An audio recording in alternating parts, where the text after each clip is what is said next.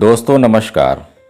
आज हम लोग शिव पुराण के उमा संहिता खंड से एक लोकप्रिय कथा लेकर आप लोगों के सामने लाए हैं, शुंभ और निशुंभ नामक दैत्यों की। इस वीडियो में हम देखेंगे कि कैसे देवी उमा के शरीर से माता सरस्वती का आविर्भाव हुआ और उनके रूप की प्रशंसा सुनकर शुंभ द्वारा उनके पास दूत भेजवाया गया। और जब दूत निराश लौटता है तो शुंभ का क्रमशः धूम्रलोचन, चंडमुंड और रक्त बीज को भेजा गया और उन सभी को देवी के द्वारा मारा गया। दोस्तों पूरी कथा सुनने के लिए वीडियो के अंत तक बने रहें। तो आगे शुरू करते हैं। ऋषि कहते हैं, पूर्व काल में शुंभ और निशुंभ नामक दो प्रतापी दैत्य थे जो आपस में भाई थे। उन दोनों ने चराचर प्राणियों सहित समस्त त्रिलोक के राज्य पर बलपूर्वक आक्रमण किया। उनसे पीड़ित हुए देवताओं ने हिमालय पर्वत की शरण ली और संपूर्ण अभिष्टों को देने वाली सर्वभूत जननी देवी उमा का स्तवन किया। देवता बोले, हे महेश्वरी दुर्गे, आपकी जय हो। अपने भक्त जनों का प्रिय करने वाली देवी, आपकी जय हो। तो देवताओं के बार बार स्तुति करने पर वरदायिनी एवं कल्याणकारी रूप देवी गौरी देवी बहुत प्रसन्न हुई।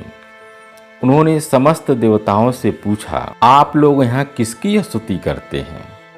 तब उन्हीं गौरी के शरीर से एक कुमारी प्रकट हुई। वह सब देवताओं के देखते देखते शिव शक्ति से आदर पूर्वक बोली, माँ, ये समस्त स्वर्गवासी देवता निशुंभ और शुंभ नामक प्रबल दैत्यों से अत्यंत पीड़ित हो अपनी रक्षा के लिए मेरी स्तुति करते हैं। पार्वती के शरीर को से वह कुमारी निकली थी, इसलिए कौशिकी नाम से प्रसिद्ध हुई। कौशिकी ही साक्षात शुंभासुर का नाश करने वाली सरस्वती हैं। उन्हीं को उग्रतारा भी कहा जाता है। उन्होंने समस्त देवताओं से कहा, तुम लोग निर्भय रहो, मैं स्वतंत्र हूँ, अतः किसी का सहारा लिए बिना ही तुम्हारा कार्य सिद्ध कर दूंगी। ऐसा कहकर वे देवी तत्काल वहाँ से अदृश्य हो गईं। एक दिन शुंभ और निशुंभ के सेवक चंड और मुंड ने देवी को देखा। उनका मनोहर रूप नेत्रों को सुख प्रदान करने वाला था। उसे देखते ही वे मोहित हो सुध बुध खोकर पृथ्वी पर गिर पड़े।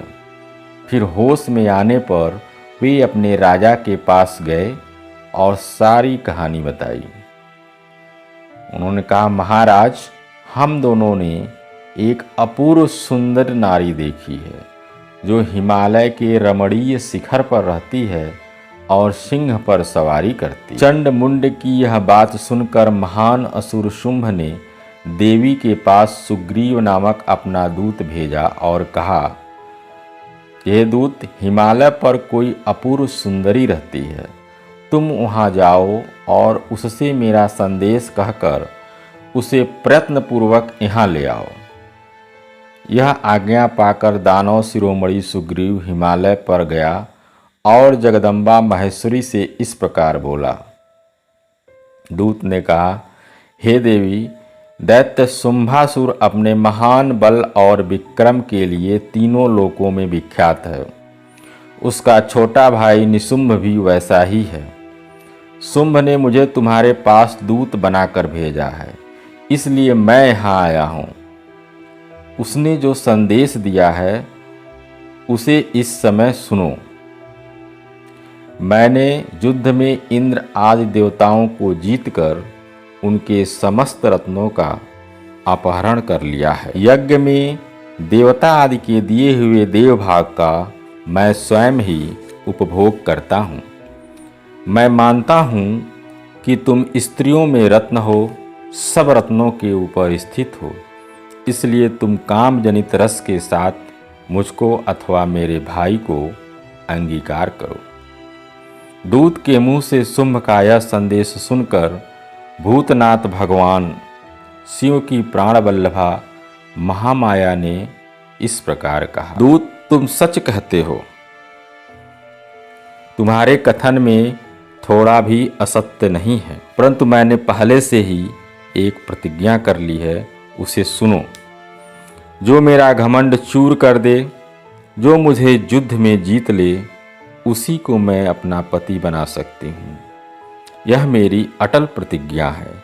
इसलिए तुम शुंभ और निशुंभ को मेरी यह प्रतिज्ञा बता दो, फिर इस विषय में जैसा उचित हो वैसा करो। देवी की यह बात सुनकर दानव सुग्रीव लौट गया। वहां जाकर उसने विस्तार पूर्वक राजा को सब बातें बताई। दूत की बात सुनकर उग्र शासन करने वाला शुंभ कुपित हो उठा और बलवानों में श्रेष्ठ सेनापति धूम्राज से बोला, ए धूम्राज, हिमालय पर कोई सुंदरी रहती है, तुम शीघ्र वहां जाकर जैसे भी उसे यहाँ लेकर आओ। उसे लाने में तुम्हें भय नहीं मानना चाहिए। यदि वह युद्ध करना चाहे तो तुम्हें प्रयत्नपूर्वक उसके साथ युद्ध भी करना चाहिए। शुंभ की ऐसी आज्ञा पाकर दैत्य ध्रुमलोचन हिमालय पर गया और उमा के अंश से प्रकट हुई भगवती से बोला, मेरे स्वामी के पास चलो, नहीं तो मैं तुम्हें मरवा डालूंगा। मेरे साथ 60,000 असुरों की सेना है। देवी बोली, हे वीर, तुम्हें दैत्यराज ने भेजा है। यदि मुझे मार भी डालोगे तो क्या मैं करूंगी, परंतु युद्ध के बिना मेरा यहाँ से जाना असंभव है। देवी के ऐसा कहने पर दानव धूम्रलोचन उन्हें पकड़ने के लिए दौड़ा, परंतु महेश्वरी ने होम के उच्चारण मात्र से उसको भस्म कर दिया। तभी से वे देवी इस भूतल पर धूमावती कहलाने लगी। उनकी आराधना करने पर वे अपने भक्तों के शत्रुओं का संहार कर डालती हैं। धूम्राक्ष के मारे जाने पर अत्यंत कुपित हुए देवी के वाहन सिंह ने उसके साथ आए हुए समस्त असुरगणों को चबा डाला। जो मरने से बचे वे भाग खड़े हुए। इस प्रकार देवी ने दैत्य धूम्रलोचन को मार डाला। इस समाचार को सुनकर प्रतापी शुंभ ने बड़ा क्रोध किया। वह अपने दोनों होठों को दांतों से दबाकर रह गया। उसने क्रमशः चंड, मुंड तथा रक्तबीज नामक असुरों को भी भेजा। आज्ञा पाकर वे दैत्य उस स्थान पर गए जहाँ देवी विराजमान थी। अणिमा आदि सिद्धियों से सेवित तथा अपनी प्रभा से संपूर्ण दिशाओं को प्रकाशित करती हुई भगवती सिंहवाहिनी को देखकर वे श्रेष्ठ दानववीर बोले, हे देवी, तुम शीघ्र ही शुंभ और निशुंभ के पास चलो, अन्यथा तुम्हें गण और वाहन सहित मरवा डालेंगे। शुंभ को अपना पति बना लो। लोकपाल आदि भी उनकी स्तुति करते हैं। शुंभ को पति बना लेने पर तुम्हें उस महान आनंद की प्राप्ति होगी जो देवताओं के लिए भी दुर्लभ है। उनकी ऐसी बात सुनकर परमेश्वरी अम्बा मुस्कुराकर सरस मधुर वाणी में बोलती हैं, अद्वितीय महेश्वर परम ब्रह्म परमात्मा सर्वत्र विराजमान हैं, जो सदाशिव कहलाते हैं। वेद भी उनके तत्व को नहीं जानते, फिर विष्णु आदि की तो बात ही क्या। उन्हीं सदाशिव की मैं सूक्ष्म प्रकृति हूँ, फिर दूसरे को पति कैसे बना सकती हूँ। सिंहनी कितनी भी कामातुर क्यों न हो जाए, वह गीदड़ को कभी भी अपना पति नहीं बनाएगी। अथनी गधे को और बाघिन खरगोश को कभी नहीं बनेगी। हे दैत्यों, तुम सब लोग झूठ बोलते हो, क्योंकि काल रूपी सर्प के फंदे में फंसे हुए हो। तुम या तो पाताल को लौट जाओ या शक्ति हो तो युद्ध करो। देवी का यह क्रोध पैदा करने वाला वचन सुनकर वे दैत्य बोलते हैं कि हम लोग अपने मन में तुम्हें अबला समझकर मार नहीं रहे थे, परंतु यदि तुम्हारे मन में युद्ध की ही इच्छा है तो सिंह पर सुस्थिर होकर बैठ जाओ और युद्ध के लिए आगे बढ़ो। इस तरह वाद विवाद करते हुए उनमें कलह बढ़ गया और युद्ध में दोनों दलों पर तीखे बाणों की वर्षा होने लगी। इस तरह उनके साथ लीलापूर्वक युद्ध करके परमेश्वरी ने चंड मुंड सहित महान असुर रक्त बीज को भी मार डाला। वे दैववैरी असुर द्वेष बुद्धि करके आए थे, तो भी अंत में उन्हें उस उत्तम लोक की प्राप्त हुई जिसमें देवी के भक्त जाते हैं। ऋषि कहते हैं, हे राजन, प्रशंसनीय पराक्रमशाली महान असुर शुंभ ने इन श्रेष्ठ दैत्यों का मारा जाना सुनकर अपने उन दुर्जय गणों को युद्ध के लिए जाने की आज्ञा दी, जो संग्राम का नाम सुनते ही हर्ष से खिल उठते थे। उसने कहा, आज मेरी आज्ञा से काल के मौर्य दौहार्द तथा अन्य असुरगण बड़ी भारी सेना के साथ संगठित हो विजय की आशा रखकर शीघ्र युद्ध के लिए प्रस्थान करें। निशुंभ और शुंभ दोनों भाई उन दैत्यों को पूर्वोक्त आदेश देकर रथ पर आरूढ़ हो स्वयं भी नगर से बाहर निकले। उन महाबली वीरों की आज्ञा से उनकी सेनाएं उसी तरह युद्ध के लिए आगे बढ़ीं, मानो मरणोन्मुख पतंग आग में कूदने के लिए। उस समय असुर राज ने युद्ध स्थल में मृदंग, मर्दल, भेरी, डिंडिम, ढांड और ढोल आज बजवाए। उन जुझाऊ बाजों की आवाज़ सुनकर युद्ध प्रेमी वीर हर्ष व उत्साह से भर गए, परंतु जिन्हें अपने प्राण ही अधिक प्यारे थे वे उस रणभूमि से भाग चले। युद्ध संबंधी वस्त्रों तथा कवच आज से आच्छादित अंग वाले वे योद्धा विजय की अभिलाषा से अस्त्र शस्त्र धारण किए हुए युद्ध स्थल में आ पहुँचे। भयंकर युद्ध शुरू हो गया था। उसी समय हिमालय पर्वत पर खड़ी हुई रमणीय आभूषणों और अस्त्रों से सुशोभित शिवा देवी की ओर देखकर निशुंभ विलासिनी रमणियों के मनोभाव को समझने में निपुण पुरुष की भांति सरस बाड़ी में बोला, हे महेश्वरी, तुम जैसी सुंदरियों के रमणीय शरीर पर मालती के फूल का एक दल भी डाल दिया जाए तो वह व्यथा उत्पन्न कर देता है। ऐसे मनोहर शरीर से तुम विकराल युद्ध का विस्तार कैसे कर रही हो? यह बात सुनकर वह महान असुर चुप हो गया। तब चंडिका देवी ने कहा, मूढ़ असुर, व्यर्थ की बातें क्यों बकता है? युद्ध कर, अन्यथा पाताल को चला जा। यह सुनकर वह महारथी वीर अत्यंत रुष्ट हो समरभूमि में बाणों की अद्भुत वृष्टि करने लगा, मानो बादल जल की धारा बरसा रहे हों। उस समय उस रण क्षेत्र में वर्षा ऋतु का आगमन हुआ सा जान पड़ता था।